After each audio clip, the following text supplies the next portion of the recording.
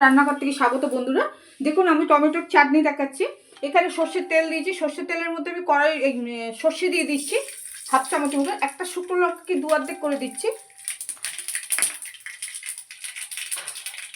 আচ্ছা, টমেটো দিয়ে দিচ্ছি। এখানে 6টা টমেটো আছে, ঠিক 4 ভাগ করে দিয়ে দিচ্ছি। কিশমিশ দিচ্ছি এখানে।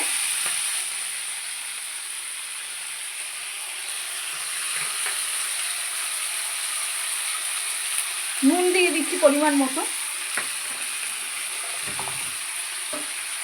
হলুদ দিচ্ছি পরিমাণ মতো, চিনিটা দিয়ে দিচ্ছি এর মধ্যে।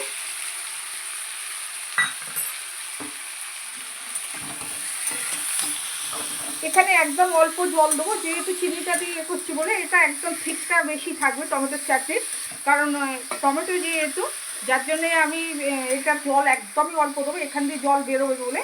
বন্ধুরা, যদি রেসিপিটা যদি ভালো যদি লাগে বেশি করে শেয়ার করবেন, লাইক দেবেন, কমেন্ট করবেন। চ্যানেলের পাশে থাকার জন্য আপনাদেরকে অজস্র ধন্যবাদ। চিনি দিয়ে বলেছিলাম যে চাটনিটা হবে, আমি দিয়েছি একদম অল্প করে জল দিচ্ছি নামমাত্র। আমার চ্যানেলের পাশে থাকুন বন্ধুরা আপনারা। ঠিক আছে বন্ধুরা, আমি নামিয়ে দিচ্ছি এবারে।